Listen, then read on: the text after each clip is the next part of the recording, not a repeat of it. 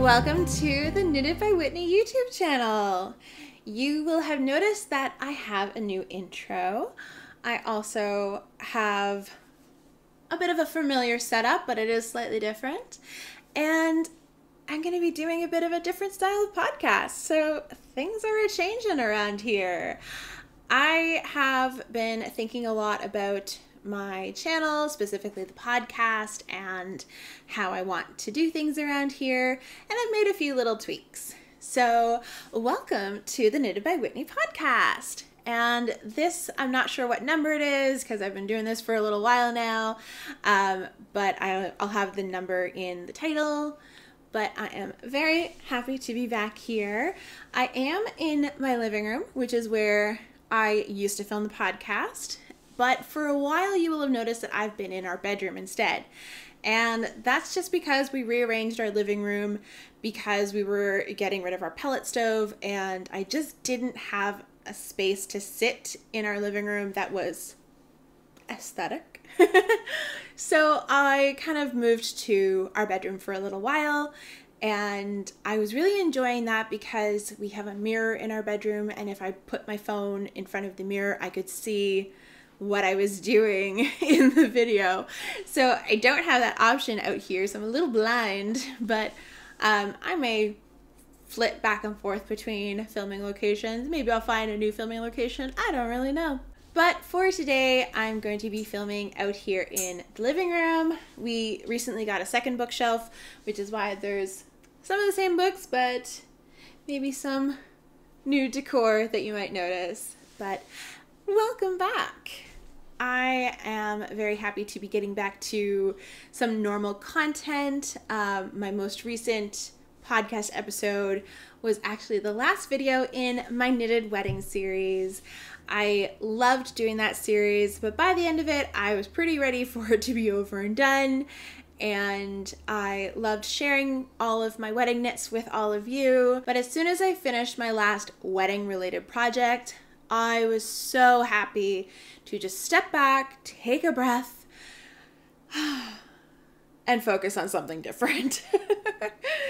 I really loved knitting items for my wedding. It was very special to me, but I kind of felt like I was in a bit of a box because I had been working on deadline-related projects for maybe 2 years at that point. So I did all of the items that I made for our wedding. I did the sweaters that we wore for our engagement session. I have been doing, I think I did one test knit in the past 2 years. I did a couple of cals, and it just felt like everything that I'd been working on for the past 2 years has had a deadline associated with it, whether that is self-imposed or arbitrary or actually a deadline I needed to meet. So it kind of felt like I didn't have a lot of creative freedom over what I was making for the past 2 years, even though I very much chose to do those things. I took that upon myself. Nobody forced me to do any of it. I chose to do them. But I'm very, very happy to now have a lot of creative freedom. And honestly, I am just following the joy right now because I just felt like casting on all of the things. So I casted on all of the things, and that sort of led me to wanting to change up my podcast a little bit. I am going to be following what is more of the typical podcast style of finished objects, whips, and some yarn, but I'm going to tweak it to make it more me. I am still going to be doing my book reviews of the episode because those are one of my favorite things that I share with you here on the podcast. Of course, books are very much a part of my work, and reading is very much a part of my life and my hobbies as well. And I just love to share what I'm reading with all of you. So that will remain in the podcast. But my Yarny segment, which most people do as their acquisitions or their recently bought yarns, I'm switching that up a little bit to make it suit my style better. And I'm going to be sharing my stash spotlight, which is just a yarn from my stash that I'm going to be showing off to you. It could be something I've had for years or something I've had for days. It'll just be something that's either, bringing me joy, making me feel very creative. Maybe it's the yarn that I'm going to use to cast on a new project soon, but that would be my yarny segment of the podcast. And now there is a little something that I'm going to be taking out of the podcast, but I hope you won't mind. I'm not going to be sharing a mug of the episode anymore. I feel like I've shown you almost my entire mug collection at this point, and I don't always record my podcast in the morning, which is when I would be having a cup of tea or maybe a latte or something like that. And most of the time I'm drinking out of my tumbler anyway, and it felt kind of silly to be putting water into a mug. And that's not my preferred way of drinking water. I like to drink water out of a straw in my tumbler. So not going to be sharing mugs of the episode anymore, but I've shown you quite a few mugs over the past 2 years. So let's get into this new podcast. I, of course, am going to start with what I'm wearing. I happen to be wearing one of the tops that I knitted for my bridal shower. I didn't actually wear it for my bridal shower because this is kind of a cream colored yarn, and I wanted to wear whatever top that I knitted with a white tulle skirt that I had bought, and this was just not white enough to go with the skirt. So I ended up not wearing it, but it is the Botanical Tea by Knititude. And I knitted size extra large. And I actually made a bit of a mistake on this sweater.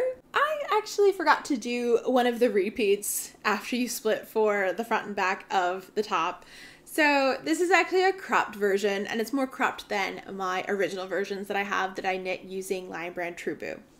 This one was just, I think it was, I don't remember the yarn, but it was a Lion Brand yarn, but it's just an acrylic yarn.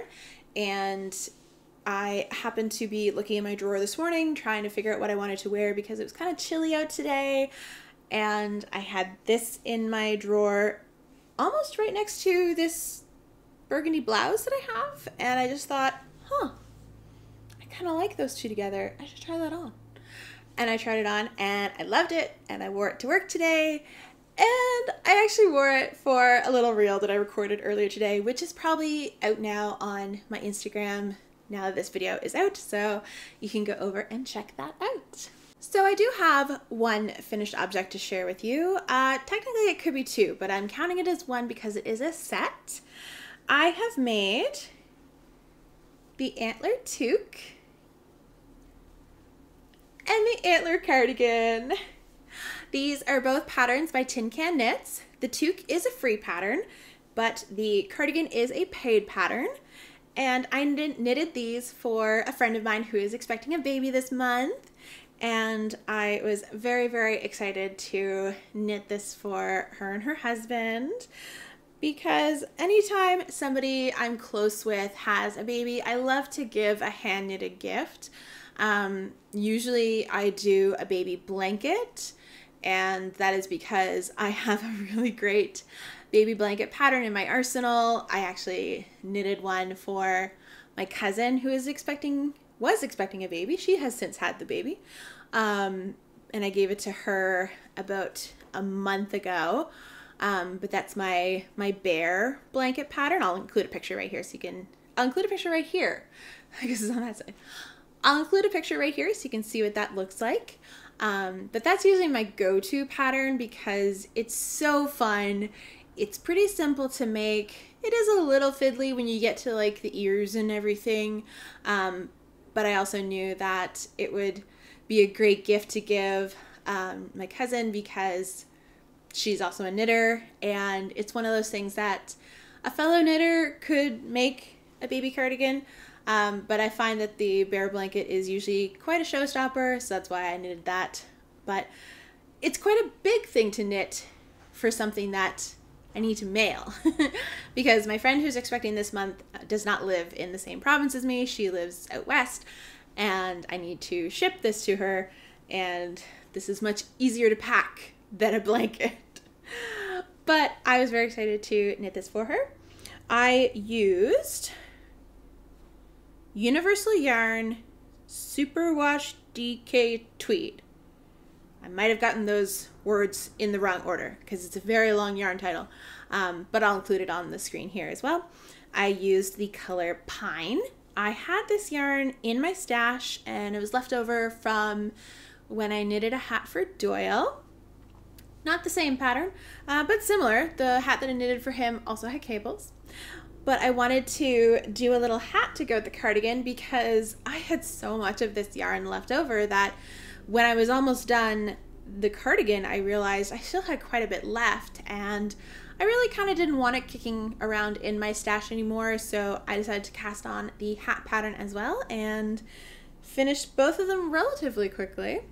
I have the rest of the yarn here. It's still a fair amount, but nothing that you could use for a pattern, so I'm going to include this in the package for my friend. She's not a knitter herself, but just in case, you know, maybe one of the buttons comes off or something and she needs to sew that up, or if there's a little hole or something after many wears, she'll have a bit of yarn that she could just either get someone she knows to fix, or, you know, maybe she knows how to sew and can just sort of darn any little holes that might come up. So also it gets it out of my house. That's the main reason why I'm sending it. It gets out of my house. So those are my two finished objects. I knit the baby size for the hat, and for the sweater I did the 6 to 12 month size. I typically never do the smallest baby size, simply because my mom always taught me that if you're buying a baby gift, never get the youngest size, because they grow so quickly and they'll grow out of that size quickly. So especially when it comes to a hand knit, I try and go a little bigger, particularly with like an outer garment like a cardigan. This is something that a baby could wear for quite a while. Because it's an outer layer, it doesn't necessarily need to be buttoned up. It could be left open, and it can service them for much longer in their life. I also got these really cute buttons. I'll try and bring it closer so I can show you.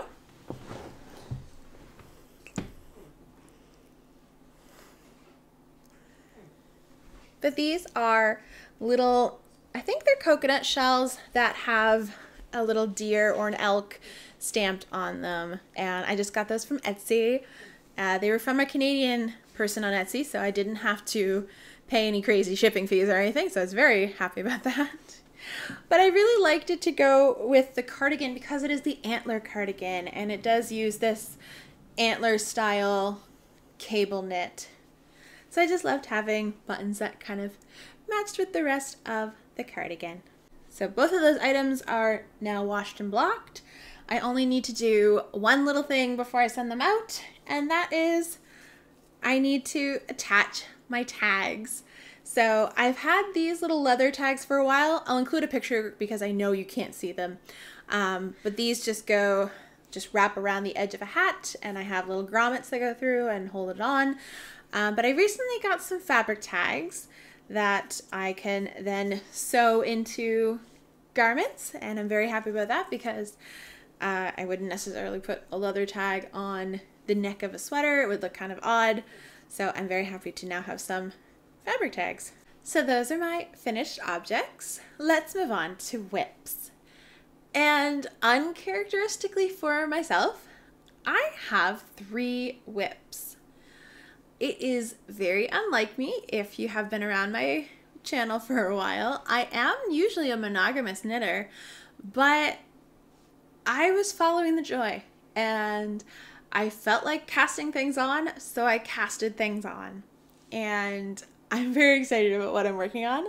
So let's start with the one that I started first. I also happen to have my whips in the cutest project bags ever. These ones are by Jelly Roll Cupboard Quilts, and she is a local person to me. She's here in Nova Scotia, and she makes these beautiful hand knit project bags. I have a couple of the zipper variety, but she also does ones that are just open style with handles. This one she actually made for me when I made a request for this material because it was such a perfectly fall project bag to suit a perfectly fall project. This is my Dartmoor sweater, which is by Kadri. This is my very first Kadri pattern.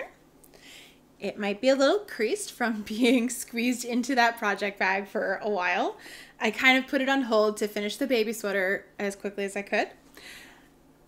But this is the Dartmoor sweater, which features this simply stunning detail across the back of the sweater. It is something that I've never done in a sweater before, and it was absolutely ingenious. I was so impressed with that detail. Now, of course, it's part of the pattern, and it is a paid pattern, so I cannot tell you how it is done, but let me tell you, it was really cool, and it was actually really easy, so I was very excited about that. But let me pop this on to show you. There. I just put my hair up so I wouldn't be tempted to just leave it hanging in front of the sweater and cover the sweater. But this is my Dartmoor sweater. I am making size 2XL, I think, which I'm pretty sure was a 54-inch bust, but I'm not entirely sure, so I will link all the details below. I casted this pattern on, I think, 2 weeks before our wedding, because I finished all of my wedding knitting around that time, and I had been craving a cozy sweater that was not a turtleneck. I knew I wanted to do some sort of a folded neckband, which I have never done before, and because it's something I've never done before, I was a little nervous about just trying to attach that to any pattern, and I wanted a pattern that told me how to do it. Now, my original plan for this yarn, which I'll talk about in a second, was to do another Lento sweater, and I absolutely adore my purple Lento sweater. It's one of my favorite things that I own, but I swatched and I didn't like it. It was just not, I don't know if it was, it was a different yarn than I used the first time. And I just think that maybe this yarn combo I didn't quite like on the size 10 needles, which I think is 6 millimeters. If I got that wrong, I apologize. So I swatched for the Towns sweater by Ozetta, which was on a US size 9, which 5.5 mil? Not quite sure. And I really liked it on that size needle. The problem was, which I realized after I bought the pattern, that the Town sweater is bottom up. And if you see my Instagram lately, I have a reel that went viral that I recorded right after I found out that that pattern was bottom up. And that reel it's gone viral. It's got over 150,000 views at this point. And it just boggles my mind that that reel that I recorded in like 2 minutes and then just posted took off like a shot. I don't know how. I don't know why. I don't attempt to understand the algorithm gods. But I did this reel about throwing away the yarn when the pattern says knit the sweater from the bottom up. And the reason that I did that reel, and the reason that I decided not to do the Town sweater, even though I'd already bought it, was, you know, I struggle with bottom-up patterns. I've been burned a couple times by bottom-up patterns that don't fit properly. Now, I realize it is predominantly bottom-up raglans. It's not necessarily all bottom-up sweaters, because my Edith cardigan that I knitted is a bottom-up sweater, and I really love that. But that cardigan had a lot more room to play when it came to like length and everything, which is where the problems happen for me. But the reason I don't like bottom-up, even though shockingly some people say that patterns that are bottom-up fit better and that they enjoy making them more because of that, I find the opposite. I find that because I can't try it on until it is 90% done, I don't get a good fit. And if I get to that point of the sweater where I can finally try it on, and it doesn't work out, I just lose the momentum on the project. And I would just rather frog the entire project than go back and try and fix it, because I've just reached a point where it's like, I spent all of this time working on this project. that did not work out. That doesn't fit right. That I don't like. And that's why I don't like bottom-up sweaters. It's because I need the comfort and security of being able to try on a sweater as I go and make modifications earlier on in the pattern where it is easier to do so. So that is why I don't like bottom-up sweaters. And it's not that I will never knit a bottom-up sweater, because I will knit them from designers that I trust. If it is a designer who doesn't have a lot of plus sizes, or is recently getting into designing for plus sizes, or I'm at the top of the size range, those are the ones that I'm not going to trust, because those are the ones that are probably not going to fit properly, and I probably won't have a good experience of making them. But if it's somebody that I trust, I will do it. My botanical tee that I just had on by Knititude, she's a designer that I trust. Bottom-up design really worked well for me. Except for the whole forgetting a repeat the third time I made it. But that was my own mistake, wasn't the pattern's. So after I swatched for the town sweater and realized it was bottom up, I went looking for other patterns like that, and I had actually looked for advice for patterns with a folded neckband on Instagram previously, like asking people to share their pattern suggestions. And my lovely friend Laura of Penrose Knits shared the Dartmoor sweater, and I took a look at the pattern after the town sweater did not get started, and I really liked the look of it, and it had the same gauge as the town sweater. I apologize if you hear any noise in the background. Bennett has decided he wants to use the scratching post right now, so apologize if you hear scratchy noises. So I knew that it was the same gauge as the town sweater, but it was a top-down construction. So I thought, okay, well, I've already swatched. I know that size needle, that size yarn, that number of stitches all works out for that pattern. I decided to buy it, and I decided to start it. And I absolutely loved it from the very first moment. I loved the way that the sweater starts. Again, it's a paid pattern, so I can't tell you, but I was very, very excited about it, and I absolutely love the details. I love the fit. It is definitely going to be this lovely, slightly oversized, very cozy sweater, and it has a folded neckband, which might look a little wonky right now because, of course, this is not blocked yet. But I did my very first folded neckband. I was so silly to be scared of this because honestly, it was really easy. I really enjoyed it, and I got this perfectly fitting, perfectly cozy folded neckband. The little rascal makes himself known. Yes, I love you too.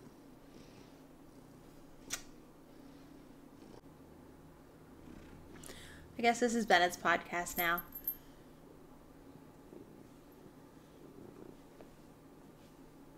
I don't think he has anything to say about knitting, though.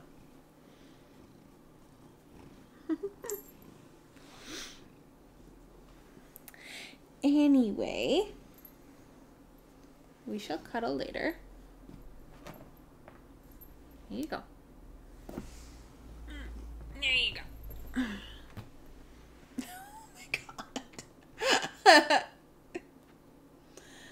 Hi.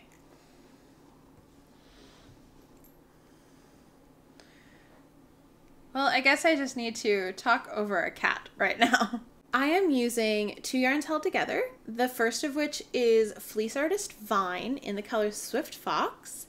Fleece Artist is local to me here in Nova Scotia, and Vine is a single ply fingering weight tweed yarn that I think is merino wool, I'm pretty sure.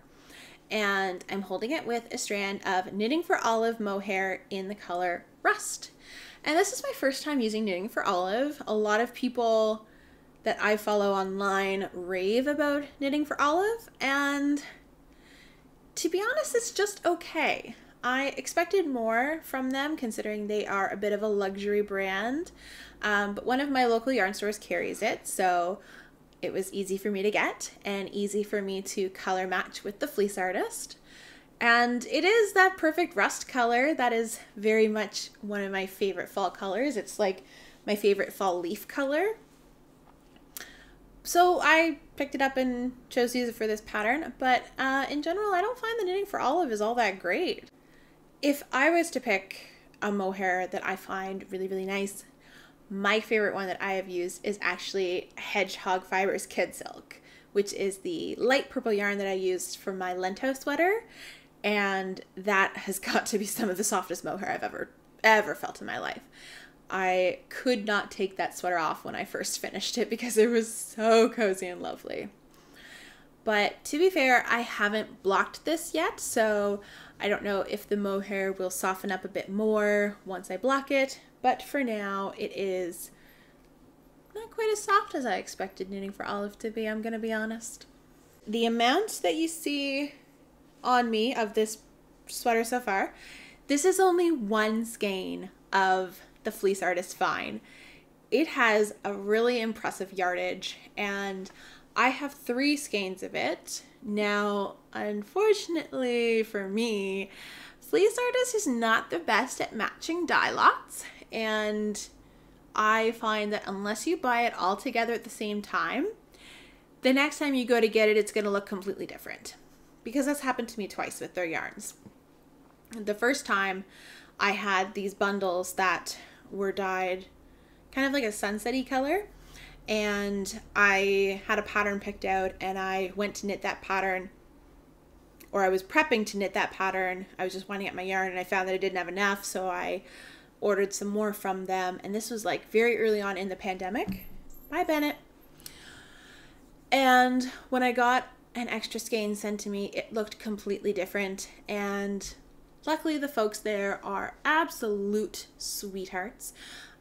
What we did was I sent them all of the yarn that I had, and they just re-dyed me a new dye lot for the amount that I needed, and they sent that to me, and we just basically did a trade. So absolutely love those folks for doing that. They were so kind.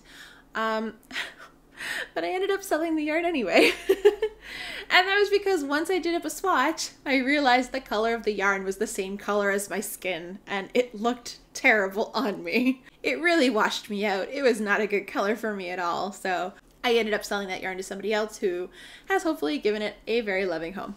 But I had a dye lot issue with the Swift Fox. I originally purchased 2 skeins of it, intending to just make a knitted top.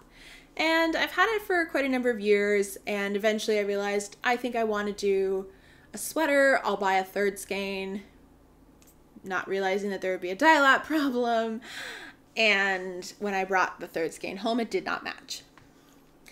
So I kind of left it in the stash for a while, then came upon the idea of using some mohair to try and disguise the different dye lots. Then realized that's not going to make a huge difference, but I know what will. I will use the different dye lot for all of the ribbed elements of the sweater. So it won't be super obvious changing on a main body section or a sleeve section.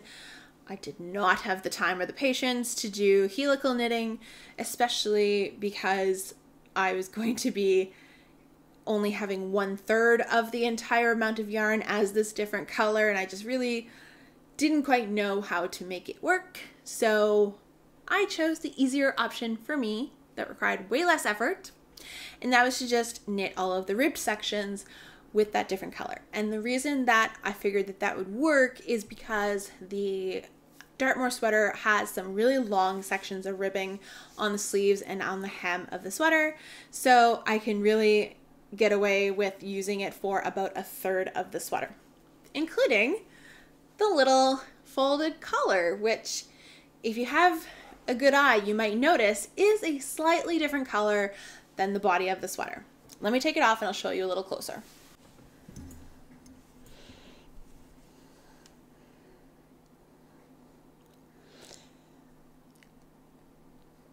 It's just the slightest bit of difference, but I feel like you can notice it if you're looking for it. But it really doesn't bother me all that much, especially because it's all of the ribbed sections, so it kind of camouflages it. So that was whip number 1, my Dartmoor sweater. Whip number 2 is entirely a purely joyful cast on that, if you've been around my Instagram for a while, might look a little familiar. I have chosen to do something very colorful and very fun, and I love every single stitch of it. I'm talking about this super colorful monstrosity, which has multiple strands of yarn coming off of it. It's not the easiest thing to store and keep taking out and work on, but it is worth it. I am making the Livresque cardigan by Espace Tricot. This used to be a free pattern. It is not anymore. They consolidated 10 of their popular patterns into an ebook that are all about circular yokes. But in that ebook, which is only $10, you get 10 patterns. So it really is worth it. So if you are interested in this pattern and you remember it being free and it's not anymore, don't worry, you get 9 other patterns with it. So it's worth it. But I am using some pretty fun yarn for this. I would say maybe last summer, maybe this past summer. I don't entirely know for sure. I'd have to go digging back into my Instagram archive to find out. I was swatching this super colorful yarn, which is Woolen Vinyl's Classic Rock Sock, and the color is Sweet Dreams Are Made of This. Obviously, if that doesn't ring a bell for you, that is the Annie Lennox song, or Eurythmics. I think she was part of Eurythmics at that point. But that is such a good song. Love it. Love Annie Lennox. But I originally bought this yarn during the pandemic, I think 2021. I was just having a really rough day, and I don't remember why I was having a rough day, but at the end of the day, probably around 5 o'clock, I got an email from a local yarn store to me that at the time was doing yarn delivery services, and they showed this off as one of their new yarns that week. And for whatever reason, I just felt so much better as soon as I saw it. It instantly put me in a good mood to see it. So I thought, I'm going to buy myself some of that. So I bought a couple skeins of this, and 3 hours later, at 8 o'clock at night, I hear a knock on my door. They are there delivering the yarn for me. I could not believe it. I did not expect a delivery within a few hours. They don't do that anymore because, of course, gas prices have skyrocketed. People are more mobile now because there's fewer restrictions. People feel safer going out and about after COVID. Yes, there's my Canadian accent for you, the out and about.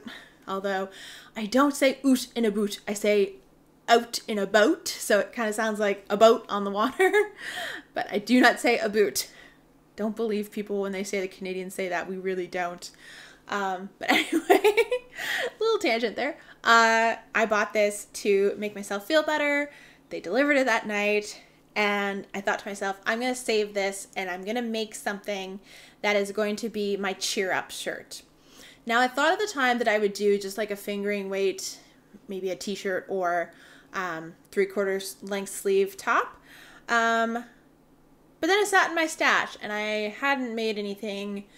And then a few months ago, maybe it was this summer, maybe it was the summer before, I thought, I wonder what this would look like if I held mohair with it.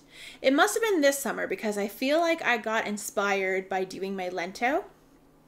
So I swatched with 2 different mohairs, and I'll put the clip right here from my reel I'll put my reel right here so you can see the clip.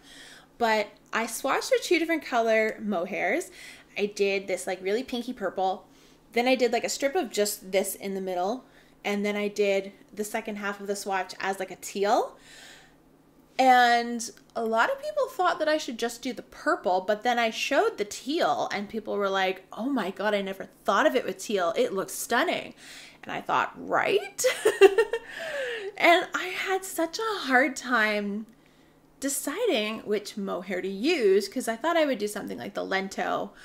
and I just kind of like filed it away. I put the swatch in a drawer because I honestly could not decide. And then maybe like a couple of weeks ago, I was up in our loft looking through my yarn stash, and I saw the swatch, and I thought to myself, I'm going to do another swatch. But I'm going to do it a little differently. I did a striped swatch of doing some of the purple, some of the teal, some of the purple, some of the teal. And I loved it.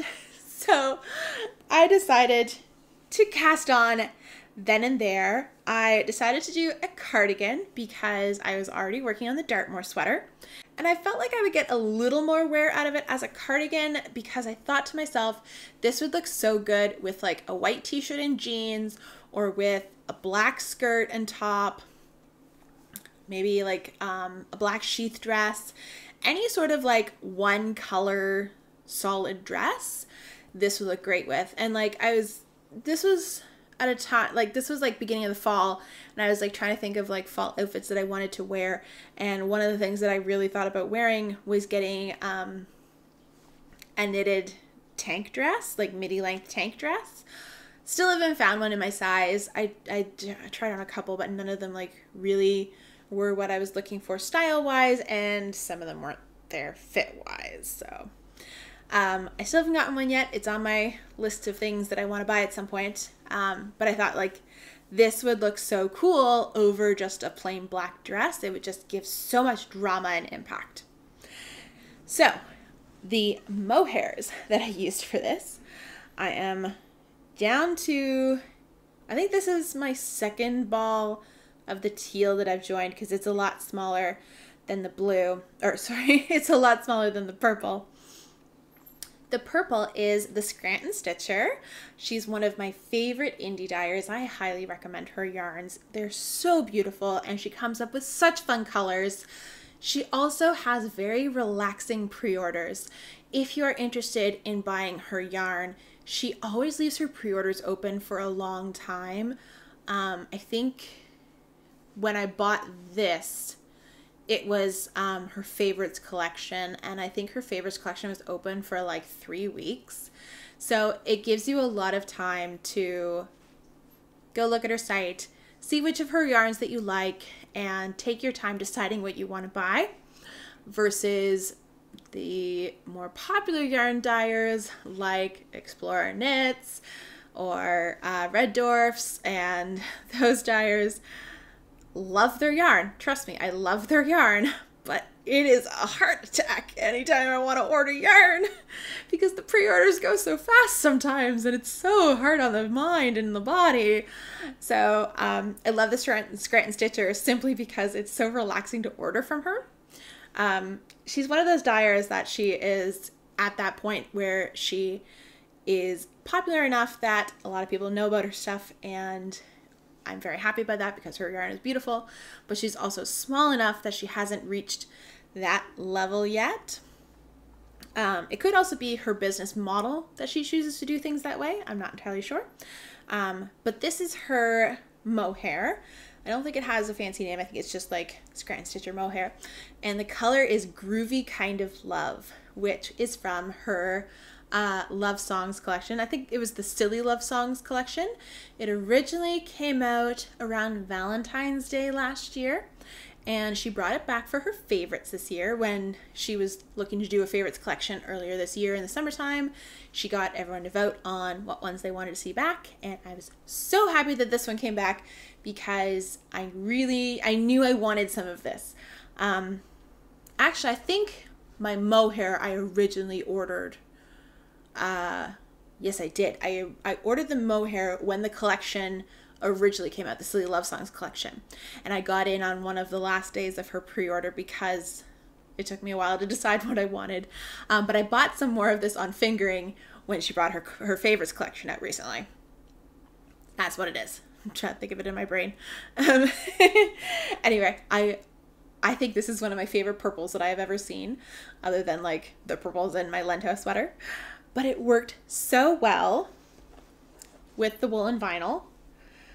But then so did this, which is not the original teal that I used to swatch in my in my reel, I used some hedgehog fibers that I had, but I only had one skein of that hedgehog fibers, and I knew I wanted to use it for another project. It was already in planning. So I went on to Hobie because I'd recently bought some Hobie mohair for my friend's cardigan for our wedding. And I decided to find a similar colored mohair for this. And this is the Friends Kid Silk, which it's not as soft as the Scranton Stitcher, but it's not bad. I'd say this is on par with the Knitting for Olive, believe it or not. But it is less money. But anyway, I really loved how bright and punchy the color is. I think this color is aqua.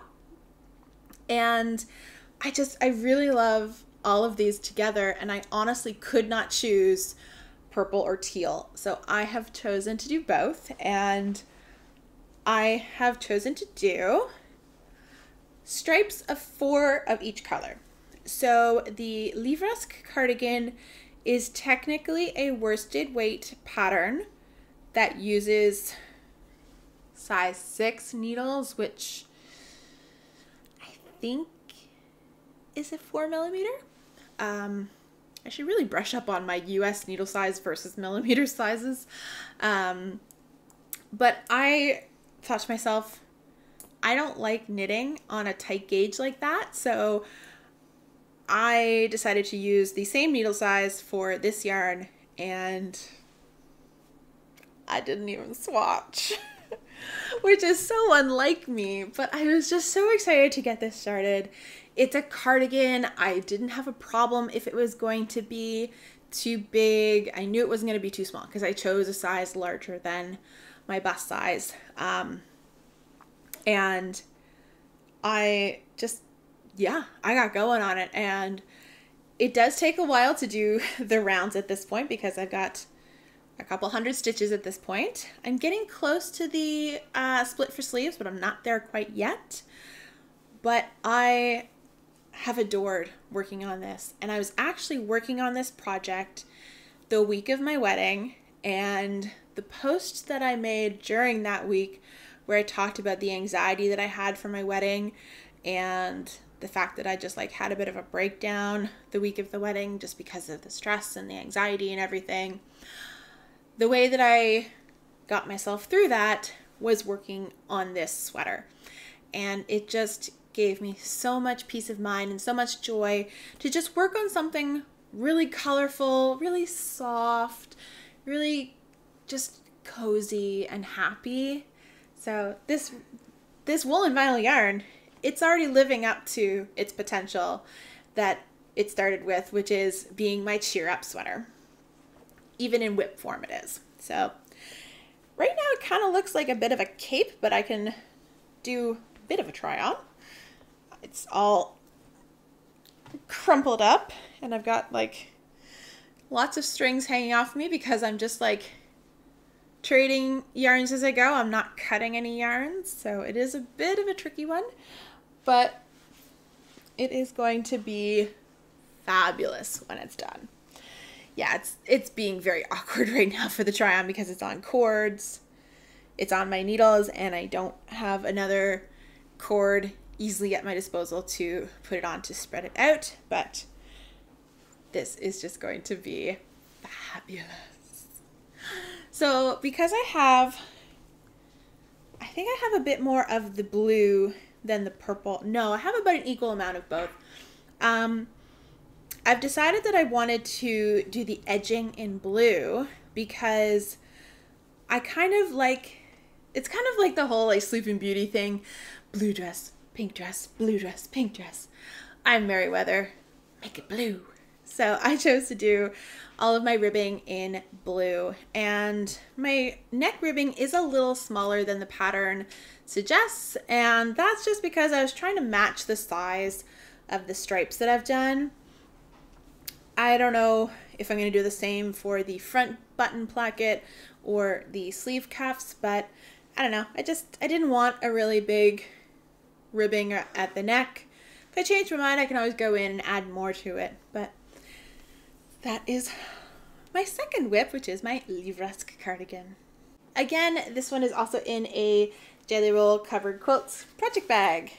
So my third whip I'm not going to talk about too much because this is just my little, I call it my anti-anxiety knitting or like my crowd knitting. It's just a little hat that I casted on for this past weekend. You can't even really see anything more than this like 1 centimeter that I've done so far. But this is the, I think it's called the Easy Ribbed Hat or the Simple Ribbed Hat by Pearl Soho, which is a free pattern. And I'm using some Malabrigo Arroyo in the color Glitter, which is just this gorgeous orangey, yellowy, browny color, and it just looks like gold, and I guess gold glitters, that's where the name came from. But I bought this yarn the day before my wedding. My maid of honor and I went to the valley, which is about an hour's away from where we live, and we went to pick up my wedding flowers because I had ordered them from a florist out there, and we passed by Gaspereau Valley Fibers on the way out, which is one of my favorite yarn stores. And my best friend has recently got into crochet, so she was also interested in going to the yarn store. So we made a little pit stop there and I got some yarn. And now whenever I work on this project and then eventually wear the finished item, I will always think of my wedding and going to the valley with my maid of honor, which was so sweet. So I started this past weekend because Doyle and I went to HalCon, which is our local Comic-Con event, and we went just for Saturday. And whenever we go, there's lines, and I wanted to have something to work on to kind of help pass the time when we're waiting in lines, so I started that hat. But we ended up not going to a lot of the events that had long lines simply because those events that we wanted to see were late at night, and we got tired a lot faster than we thought. But you know, we're still kind of recovering from the wedding and all of that stuff. And, you know, it was a busy week at work and everything like that. So we ended up not staying long enough for me to do any line knitting. But I'm going to keep that hat for, you know, any upcoming holiday gatherings that we're going to do. And it'll just be a very long lasting whip that I can work on anytime we're going to be anywhere where I might want to do some knitting to kind of keep my anxiety at bay, or, you know, just relax a bit, or even just like on the drive home from work in traffic. So that's what I have that little whip for. So you probably won't see that one again for quite a while. My other 2 whips will progress a bit more after this episode.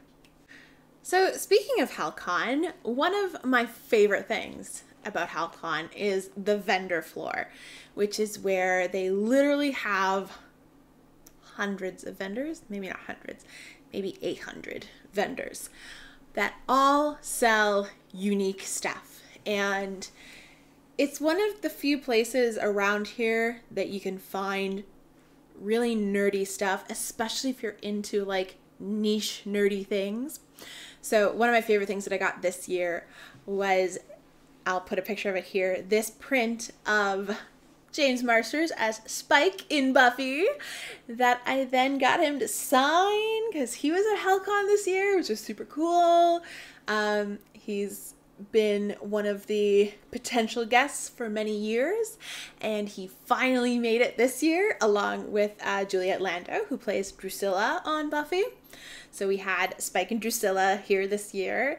I didn't get to attend their panel because their panel was on Sunday and we were only there on Saturday. But I did get him to sign this print, and he was so nice. Oh my gosh, he was so nice. And I got to tell him that he was my very first celebrity crush, which he high-fived me for, which I thought was so fun. And I said, yes, I have good taste. But he was a really nice guy, and I really enjoyed having a little chit-chat with him while he signed my print. But that's not the only thing that I bought this year at HalCon, because there is a very cool local yarn company who is there. This was their second time at HalCon, and I did find them last year as well. But this time I bought yarn from them. Last time I bought a project bag from them. But they are Nerds with Needles, which, of course, with a name like that, they had to be at a Halifax sci-fi convention. And they're lovely people. I got to chat with them, and I have known them just from all of us being in the local yarn scene. So I picked up some yarn from them.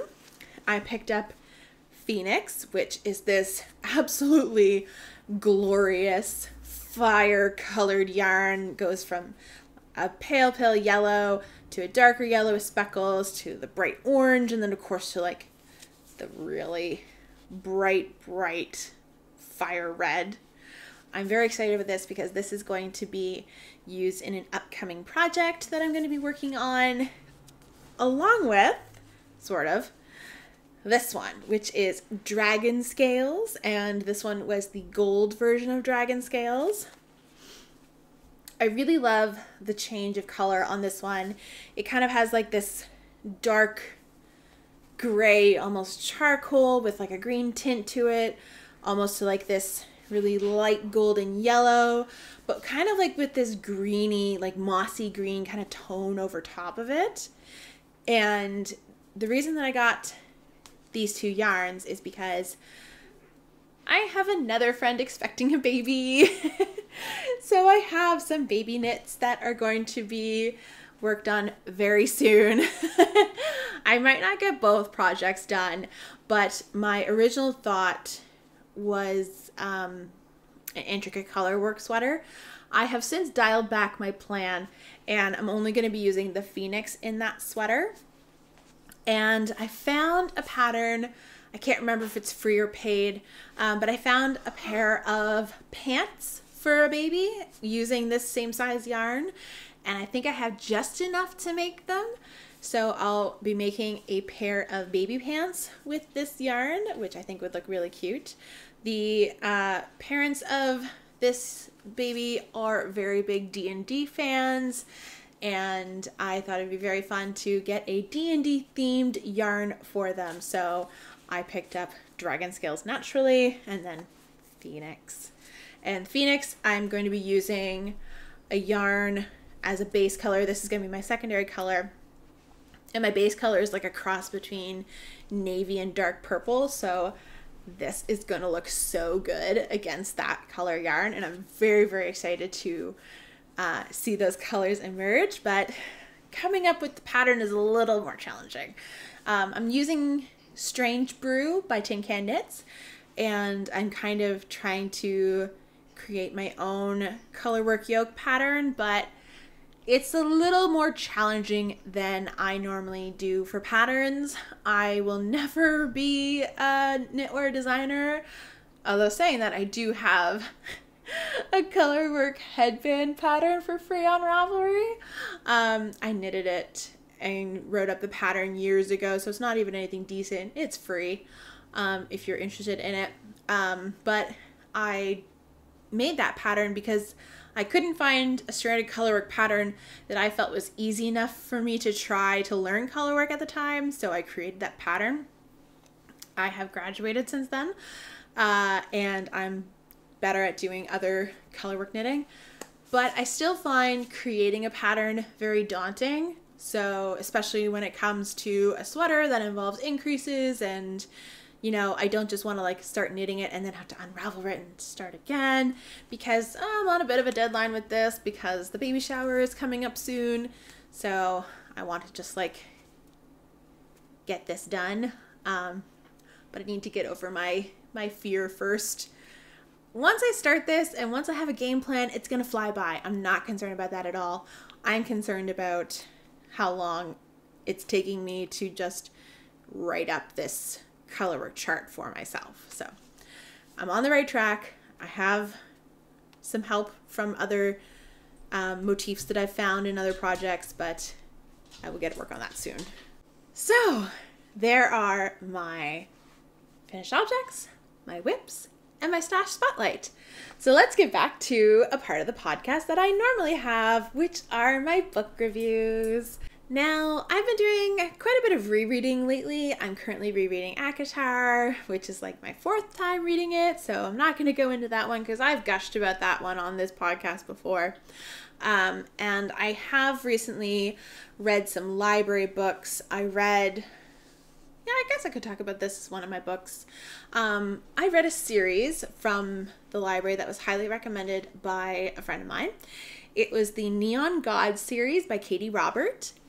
And fair warning, they are full on erotica. So if you're not into that, you're not going to like these books. But they are modern day retellings of the Olympic gods. And they live in an area called Olympus.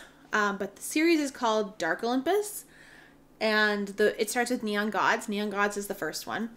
And then I think there's 5 now. So I've read the first 5. For the most part, I enjoyed them. I wasn't too keen on number 4, which was the Apollo Cassandra storyline. It just felt like it was really lacking. I wasn't really interested in that.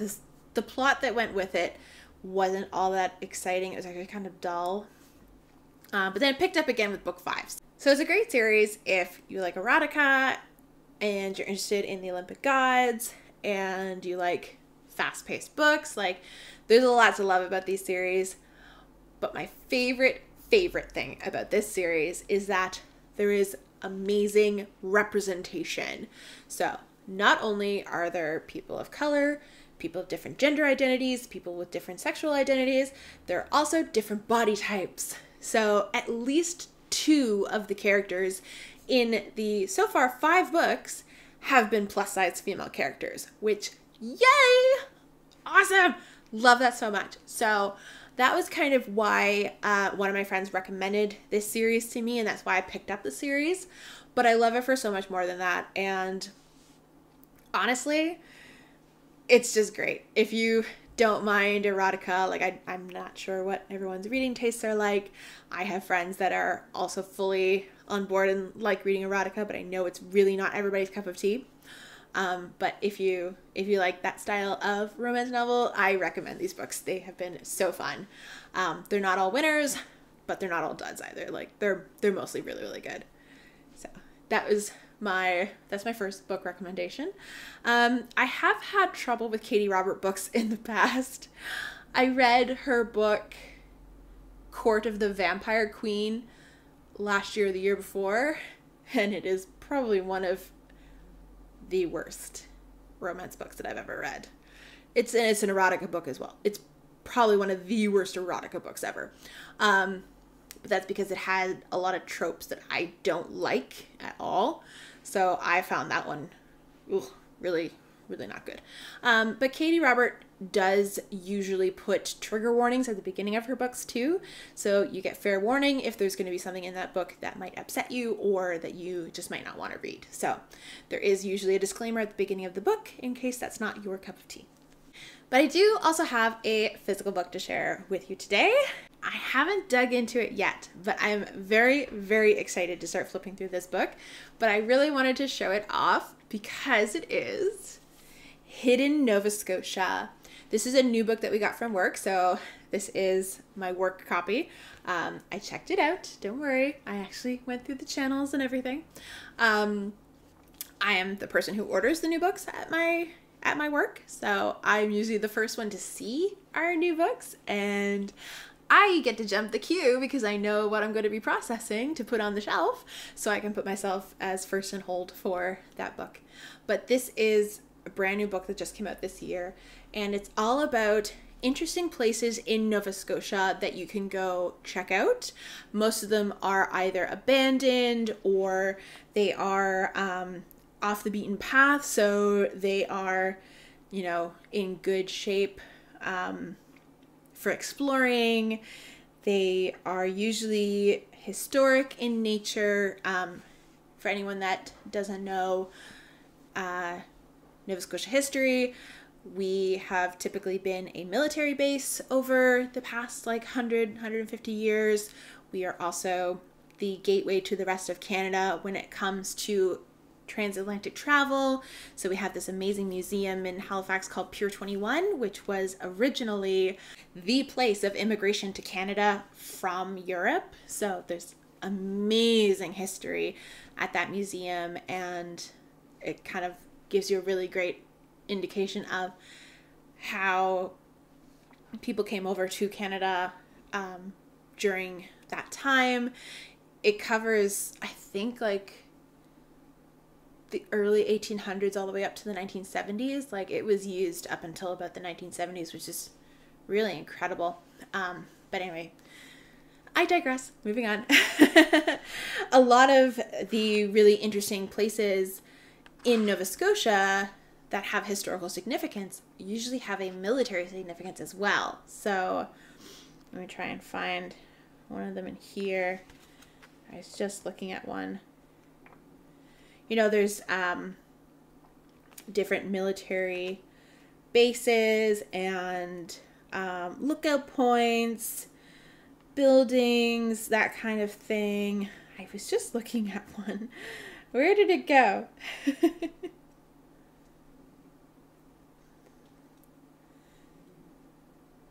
Aha. I think that's it. Yeah, so like old military shipwrecks, and there's also lookout points and stuff like that. Oh, here we go. Here's a cannon on one of the islands that's in the Halifax Harbor. Like, there's all kinds of really cool things that you can find, and it tells you exactly where they are so that you can go check them out yourself. Point Pleasant Park, that's probably our biggest park in the Halifax area. There's all kinds of military items there, like lookout points and old cannons and whatnot, that are just remnants from our military history. So I'm really excited to dig into this book and find some really cool things that I didn't necessarily know were right around me that Doyle and I can then go check out and explore and maybe take cool pictures at. Like, there's an abandoned boat somewhere. There's many abandoned boats in Nova Scotia, but it's just like, you know, really cool because it's not where it belongs. It's somewhere where it literally has been left to the ravages of time, and I just think that is super interesting, and I'm very excited to check some of those out. So that wraps up this podcast episode. I would really love it if you could let me know in the comments what you think of this new podcast style, see if you like it, that kind of thing. I really hope you do. I'm very interested in doing this style of podcast now because of the way that I'm knitting right now and the fact that I'm just kind of following the joy and casting on what feels good at the time and working on a couple things at a time, which normally has not been the way that I knit, but I'm finding a lot of joy in that right now, and I'm just following the joy. If you're new here, thank you so much for joining me, and if you're a returning viewer, thank you so much for coming back. I really appreciate it. While you're here, hit the like button, subscribe to my channel, and check out some of my other videos. I mainly upload podcasts and pattern roundup videos, but I have other special videos as well, so I hope you take a look and see if there's something you might like to watch. I have a really exciting pattern roundup video that I'm going to be working on next, so I'm very excited to get that out to share with you, but until then, I hope you all take care and happy knitting!